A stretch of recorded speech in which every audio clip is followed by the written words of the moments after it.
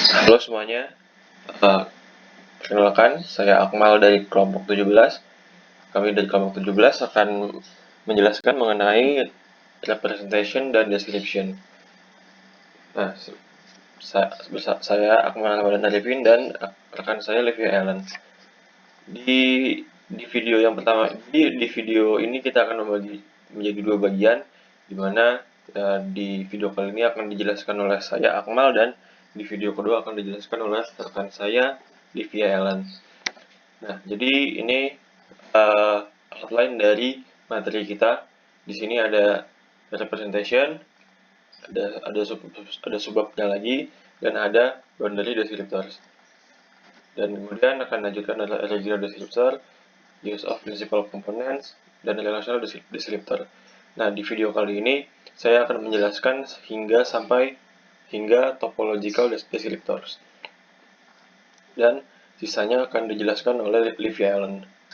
Nah, pendahuluan setelah disegmentasi di bab 10 di materi sebelumnya, biasanya citra itu direpresentasikan, dideskripsikan dalam bentuk yang sesuai untuk diproses.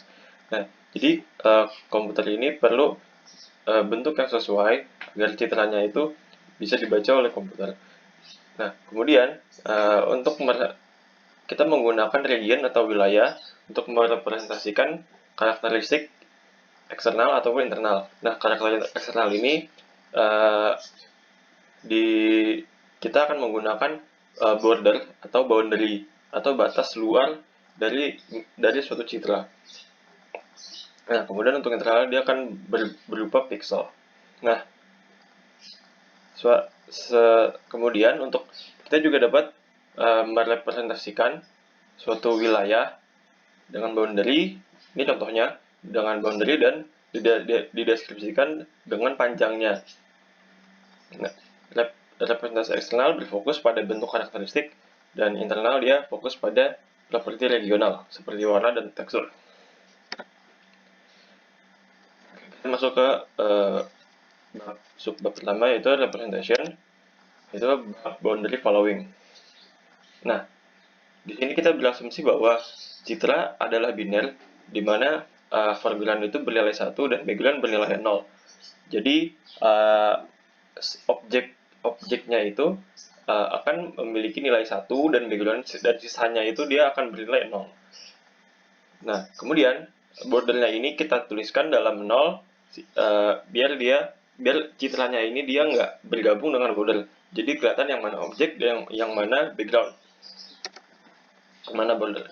Nah, kemudian di sini kita ada algoritma dari Muir boundary tracking. Jadi kita mulai dari yang pertama itu yang paling atas dan paling ujung kiri dari foreground di titik B0 pada citra. Nah, kemudian kita juga mengambil variabel C0 yaitu tetangga dari B0 yang di sebelah baratnya dia. Kemudian kita akan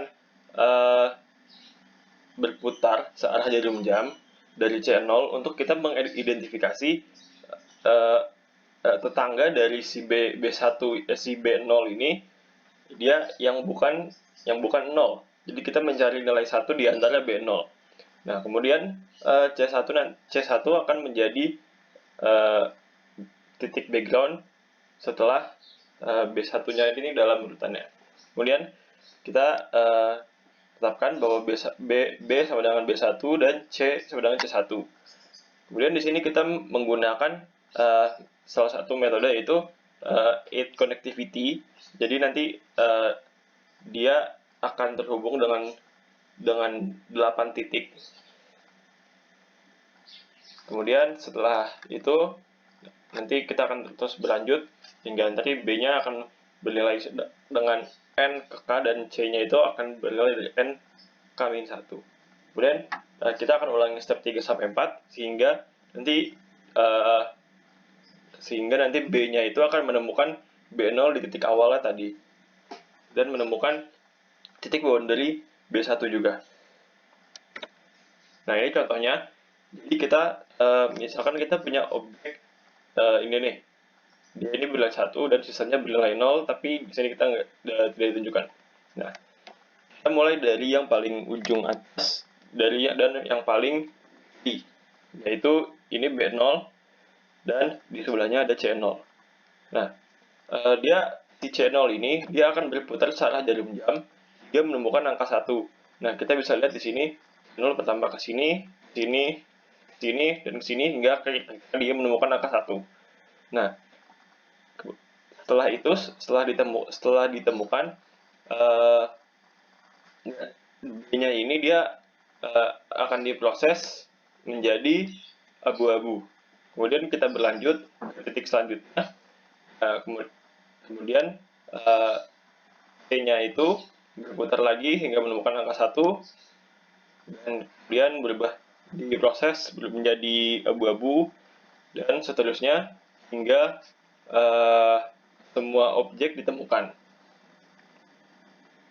Semua dari perolehan ditemukan. Nah, selanjutnya ini ada metode untuk representasi selanjutnya, yaitu chain codes. Chain codes ini dia merepresentasikan boundary dengan sequence yang terhubung oleh garis lurus dengan panjang dan arah tertentu. Representasi berdasarkan 4 atau 8 konektivitas. Nah, jadi bisa dilihat di sini konektivitasnya itu kayak gini. Ini yang untuk 4, jadi dia untuk 0 dia ke kanan, untuk 1 dia ke atas, untuk 2 dia ke kiri, dan 3 dia ke bawah. Sedangkan untuk yang berukuran 8, dia punya arahnya bersifat diagonal. Jadi ada 0, 1, 2, 3 hingga sampai 7. Nah, metode ini tidak berlaku apabila hasil chain code itu terlalu panjang. Terus kemudian kalau misalnya nanti di objek itu ada noise, atau misalnya dia nggak terhubung oleh sequence lainnya, jadi dia itu tidak berlaku karena dia tidak terkait dengan bentuk objek apapun. Nah, contohnya seperti ini. Jadi kita misalnya punya objek seperti ini, dengan titik seperti ini. Kemudian kita image itu direpresentasikan dengan grid. Kita ubah menjadi titik-titik seperti ini, dan dengan menggunakan 8 arah konektivitas kita bisa mendapatkan representasi yang seperti ini. Nah, jadi nanti kita mulai dari angka 0. Angka 0 dia 7, 6, 6, 6, 6, 6, 4, 5, 3, 3, 2, 1, 2, 1, 2. Nanti dia angkanya akan memanjang dari 0 sampai dia ke 2 lagi.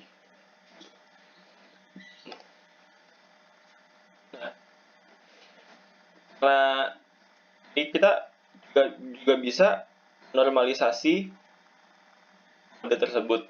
Tujuannya itu biar kita dia itu nggak terlalu gede gitu, makanya kan kita mencari perbedaan pertama.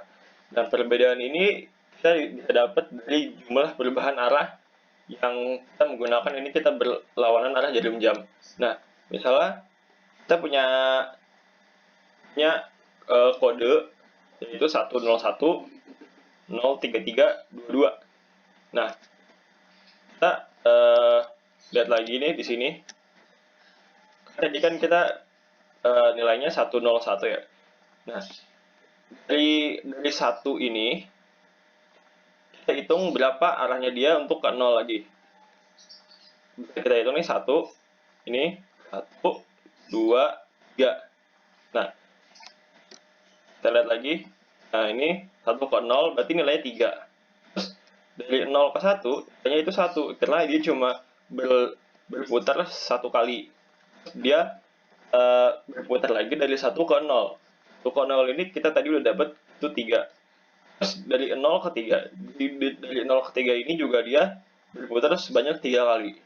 Nah, dari 3 ke 2 dia juga berputar berlawanan arah jarum jam, sehingga dia perbedaannya itu 3 kali. Sehingga kita bisa mendapatkan kode yang sudah dinormalisasi seperti ini. 313 3030. lanjut ke metode selanjutnya, yaitu polygonal approximation using multi-parameter MMP. Ini kita asingkan jadi MMP.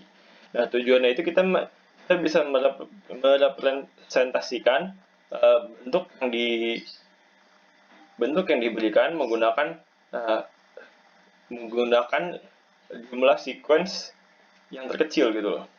Nah, jadi kita bisa, ini misalnya kita memiliki objek seperti ini. Contohnya kita punya karet gelang. Kita coba terjemahkan dalam bentuk grid hingga kita mendapatkan boundary-nya itu kayak gini dalam bentuk pixel, dalam bentuk grid. Nah, kemudian kita sesuaikan dengan grid yang kita garisi hingga mendapatkan bentuk seperti ini, hingga kita mendapatkan bentuk poligon. Selanjutnya, nah di sini kita bisa lihat sel dari boundary-nya itu bisa kita pakai yang di dalamnya ini. Kita pakai yang di dalamnya ini, yang dalam bentuk abu-abu gelap. Nah, dalam metode ini kita menggunakan kita mengacu pada dua titik, yaitu convex dan concave. Nah, konveksi ini dia merupakan titik cembung, dengan concave ini cekung. Dimana ketika titiknya itu dia cembung, dia akan berwarna putih. Sedangkan kalau dicekung, dia akan titiknya menggunakan warna hitam. Nah, untuk setiap titik yang cekung, kita harus mencerminkan dia hingga mencerminkan ke seberangnya gitu. Nah, di setiap titik yang cekung harus dicerminkan. Kemudian, nah, di sini kita masuk ke algoritmanya, dimana kita di sini observasi dari yang tadi sudah disebutkan. Jadi si MPF ini dia terhubung secara seluler yang tidak self-intersecting.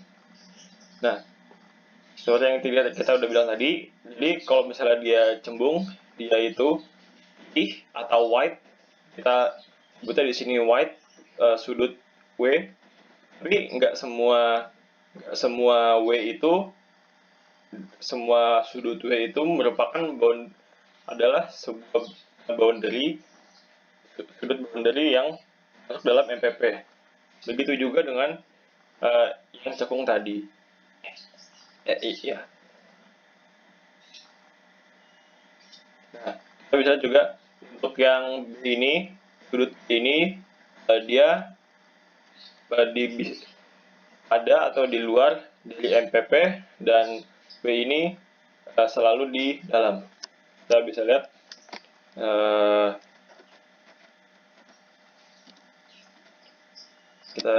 nah di sini nggak semua titik bisa jadi, kayak contohnya seperti ini, nggak semua titik dia bisa jadi titik MPP gitu. Dan kita bisa lihat di sini kalau misalnya dia cekung, dia selalu kalau dia cembung, dia titiknya itu selalu dalam, dan kalau dia cekung, dia selalu di luar dari kotak ini maksudnya. Nah, kemudian untuk kita bisa menghitung kalkulasinya, di sini kita menggunakan tiga titik A, B, dan C, X1 Y1, X2 Y2, dan X3 Y3. Nah, kita ini akan menghitung determinan dari tiga titik ini.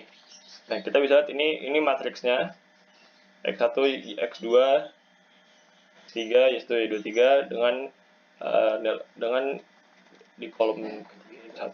Nah, kita di sini punya tiga kondisi, di mana kalau misalnya dia lebih dari 0 determinannya, jadi maka dia merupakan sequence yang berlawanan dengan arah jarum jam. Sedangkan kalau misalnya dia sama dengan 0, maka dia lurus. tegak lurus gitu. Kemudian kalau misalnya dia kurang dari 0, maka dia akan searah dengan jarum jam. Nah, ini algoritma dari MPP. Jadi tadi kita punya dua titik crawler, yaitu white crawler VC dan black crawler VC.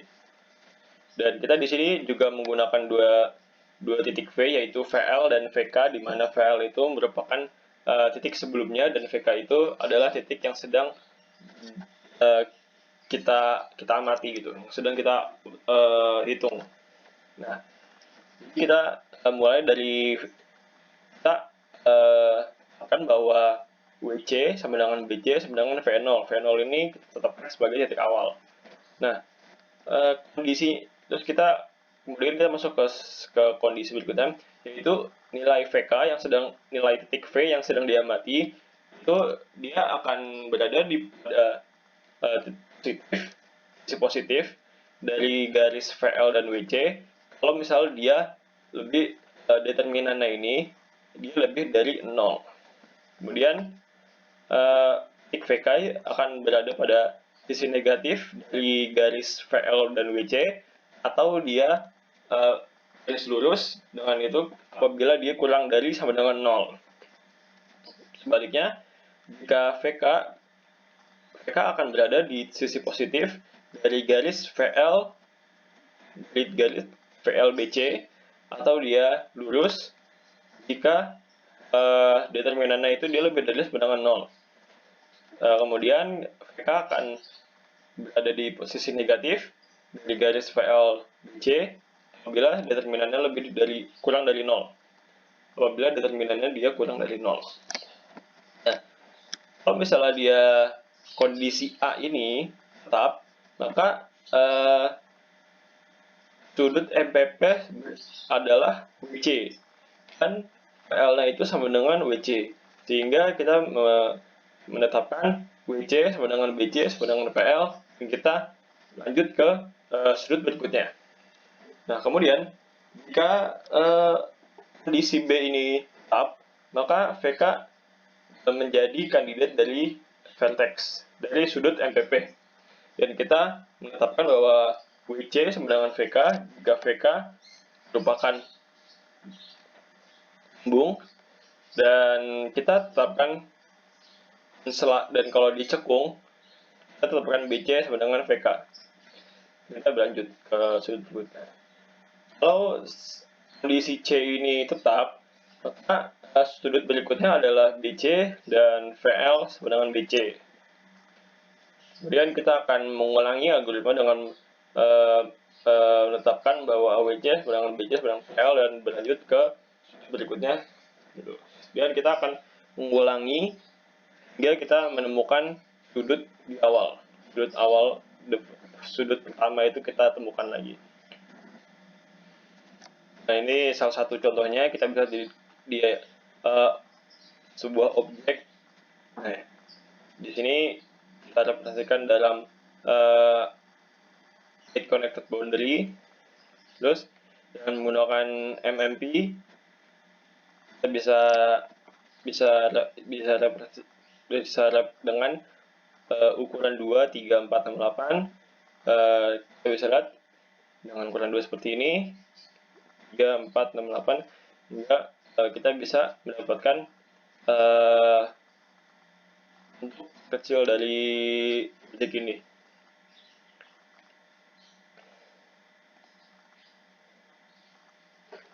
Selanjutnya kita lanjut ke Senators. Nah, metode ini dia merepresentasikan satu dimensi dari suatu boundary dan yang dapat dihasilkan berbagai cara. Salah satu cara yang paling sederhana itu kita menghitung jarak dari titik centroid menuju boundary sebagai sudut.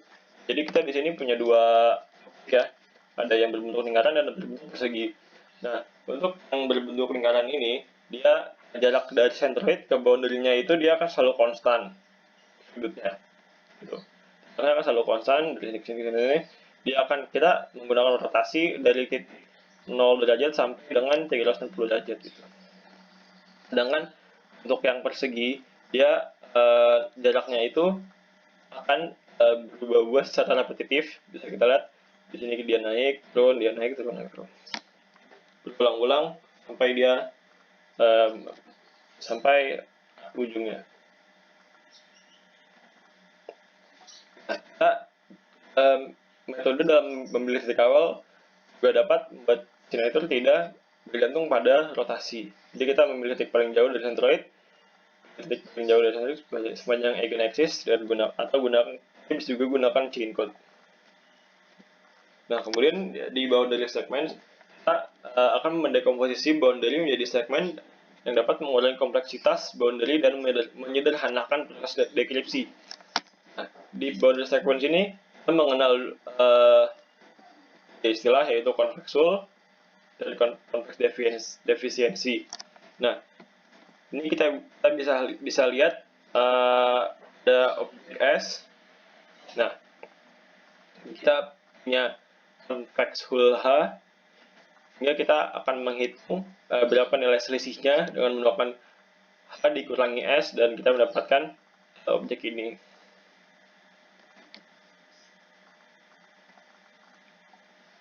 Nah, selanjutnya metode skeleton. Metode ini adalah suatu bentuk struktural suatu region yang dapat direduksi menjadi sebuah grafik. Reduksi dilakukan dengan mendapatkan skeleton dari region menggunakan algoritma thinning. Nah, ini yang pertama, kita menggunakan medial axis transformation. Jadi kita terdapat sebuah region R dan border B. Nah, jadi setiap titik pada R, kita harus menemukan tetangga terdekat dalam B. Jika B memiliki lebih dari satu tetangga, maka tergolong pada medial axis atau skeleton dari R. Nah, kita bisa lihat di sini ada medial axis, yaitu di sini dari 3 region. Nah, kita bisa lihat ini ada titiknya. Selanjutnya, ini kita akan masuk ke thinning algorithm. Kita berasumsi bahwa titik region bernilai 1 dan titik background bernilai 0. Suatu titik kontur adalah pixel apapun dengan nilai 1 dan memiliki paling sedikit 8 tetangga yang bernilai 0. Paling sedikit 1 ya, ini ada hilang 1. Dan metode terdiri dari 2 langkah yang diterapkan pada titik kontur. Nah, langkah pertama dari ini, kita perlu menandai suatu titik P untuk dihilangkan jika memenuhi kondisi tersebut, memenuhi kondisi berikut. Jadi nilai n terhadap ini, dia harus diantara sama dengan 2 atau kurang dari 6. Lebih dari sama dengan 2 atau kurang dari sama dengan 6. Dimana n ini merupakan hasil total dari penjumlahan nilai dari titik tersebut. Kemudian nilai T harus bernilai 1, di mana T adalah merupakan transisi 0 ke 1 dalam urutan P2, P3 sampai P9.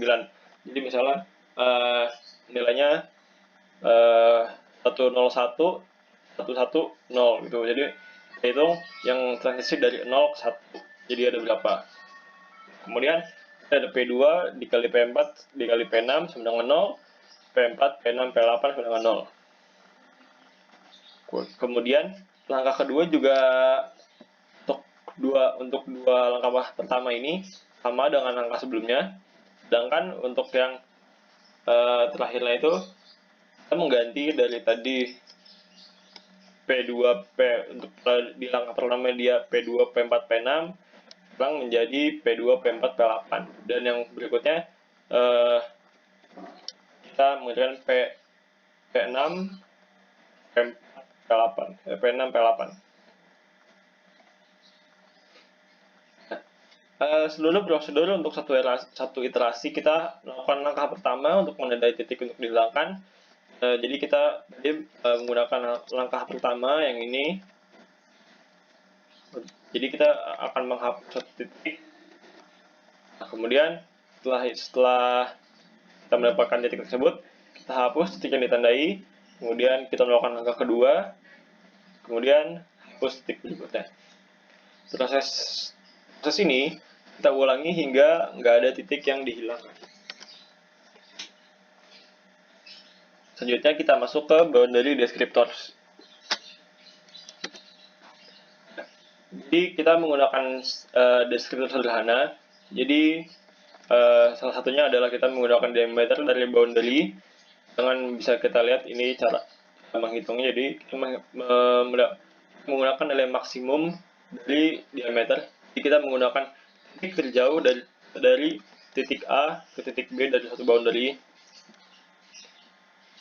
Dan kemudian kita ada dua garis di sini, yaitu major dan minor, di mana major adalah titik yang sejajar dengan diameter, jadi dari titik terjauh antara titik terjauh. Sedangkan minor adalah garis yang tegak lurus terhadap garis major. Nah, kita juga bisa lihat menghitung eccentricity-nya adalah rasio dari major ke minor. Kemudian metode selanjutnya adalah shape numbers. Ini kita menggunakan metode yang dengan chain code, Jadi kita misalkan punya suatu objek dan kita mendapatkan chain code-nya ini 0321 dan perbedaannya ada 3333 dan shape number 3333. Nah, untuk yang ini kita bisa ini adalah ini sekian dan perbedaannya ada dan kode perbedaannya adalah ini. Nah, untuk mendapatkan shape number-nya ini kita harus menemukan nilai yang paling kecil dari difference-nya ini. Jadi kita bisa lihat dia awalnya 3, 0, 3, 3, 0, 3. Nah, kita mulai dari yang paling kecil dari kode ini. Sehingga kita mulai dari 0, di sini kita dapat 0, 3, 3, 0, 3, dan yang pertama kita shift ke belakang. Begitu berlaku juga untuk yang lainnya juga.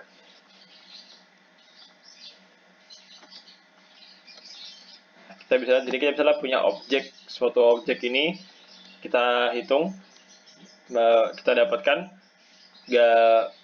major dan minornya. Kita bisa dapatkan bentuk sederhana dari objek ini. Kemudian kita menggunakan grid yang menggunakan yang berjumlah 18. Kemudian kita akan meresampel boundary-nya hingga mendapatkan bentuk seperti ini, dan kita bisa dapatkan juga chain code, difference, dan shape number-nya. Kemudian kita masuk ke Fourier descriptors. Nah, Fourier descriptors ini dia merepresentasikan setiap poin pada digital boundary sebagai suatu fungsi suatu fungsi S terhadap K sama dengan X plus JY. Nah, jadi X-nya ini dia real, Y-nya itu dia imaginer. Kemudian kita menggunakan fungsi discrete Fourier transform pada kumpulan titik boundary. Ketiga kita gunakan untuk rumus DFT untuk U 0, 1, 2 sampai dengan minus 1 sampai dengan seluruh titiknya. Kita juga bisa menghitung koefisien dari boundary-nya itu. Nah, kemudian kita juga sebenarnya kita tidak perlu menggunakan semua titik K. Kita bisa menggunakan hanya kumpulan hanya titik yang lebih kecil, titik tertentu. Nah, kita bisa lihat ini contohnya. Jadi kita punya objek aslinya, yaitu K-nya itu titiknya itu berjumlah 64. Dan kita bisa resample sehingga kita kalau misalnya dia menggunakan P-nya berjumlah 2, dia akan berbentuk seperti ini: P4, P8, P16, 24, 32, 40, 8, 56, 61, dan yang paling mendekati adalah 62.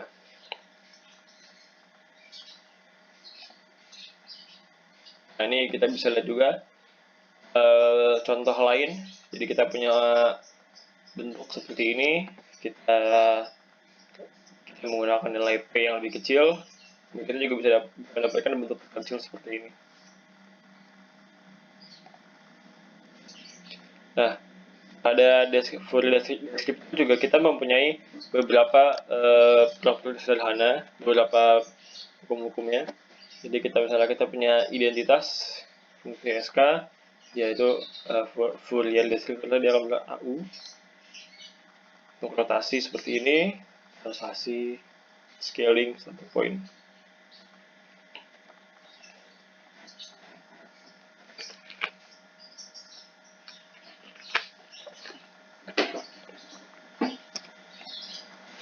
Selanjutnya kita terdapat metode selanjutnya yaitu statistical moments. Itu kita menghubungkan titik awal dan titik akhir, dan kita menghitung displacement tegak lurus dari garis ini. Nah, bisa dari seperti ini kita bisa ubah menjadi seperti ini, jadi grafik seperti ini. Dan kita akan menggunakan rata-rata mean dari urutan momen. Kita lanjut ke subbab selanjutnya yaitu regional descriptors. Nah, untuk yang deskriptor sederhana, jadi kita bisa menggunakan area dari suatu wilayah, yaitu jumlah pixel dalam region tersebut, kita bisa gunakan. Terus kita juga bisa menggunakan perimeter, yaitu merupakan panjang dari boundary. Atau kita juga bisa menggunakan compactness, itu merupakan perimeter kuadrat dibagi oleh area. Nah, kita juga mengenal juga istilah circularity, itu rasio terhadap area lingkaran dengan perimeter yang sama. Metode lain juga bisa kita gunakan, yaitu mean, median, minimum, maksimum, rasio pixel, dan tingkat intensitas. Nah, jadi kita bisa lihat ini contoh dari simple descriptors. Kita bisa menghitung rasio dari cahaya dari setiap wilayah terhadap total cahaya. Jadi untuk region pertama, kita bisa lihat rasionya bernilai 0,204 untuk yang ini. Untuk yang region kedua kita bisa lihat rasionya 0,64 dan seterusnya.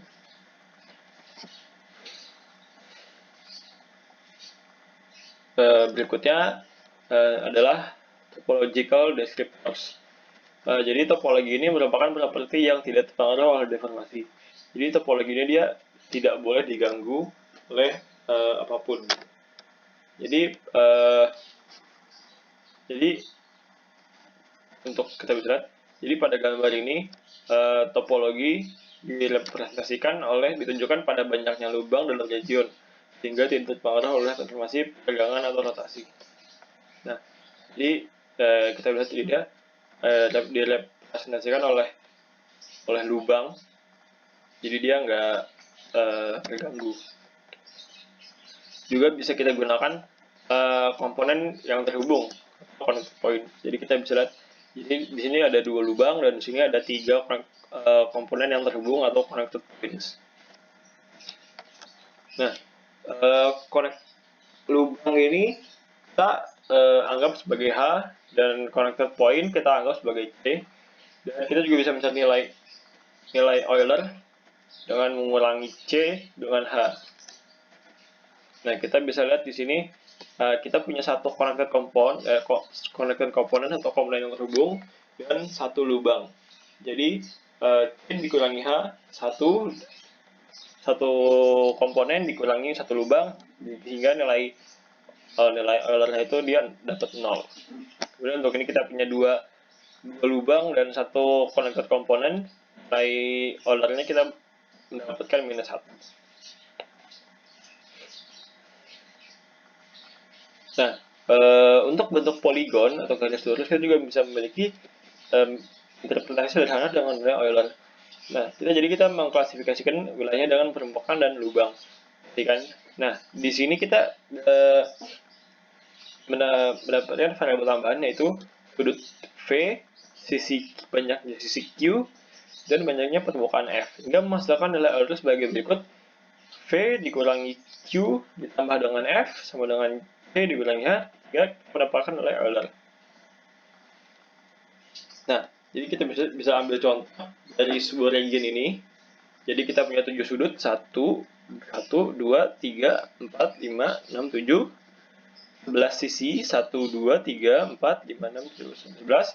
Di sini ada 2 permukaan, yaitu dengan yang berwarna abu-abu dan 3 lubang yang berwarna putih. Dan 1 connected region. Kita bisa lihat sini. Ya, kita bisa kalkulasi 7 sudut dikurangi 11 ditambah 2 sehingga kita mendapatkan nilai Eulernya sama dengan minus 2. Nah, untuk bagian saya cukup sampai sini. Berikutnya akan dilanjutkan di video kedua oleh rekan saya, Livni Allen. Sampai sini saya mengucapkan terima kasih dan sampai berjumpa.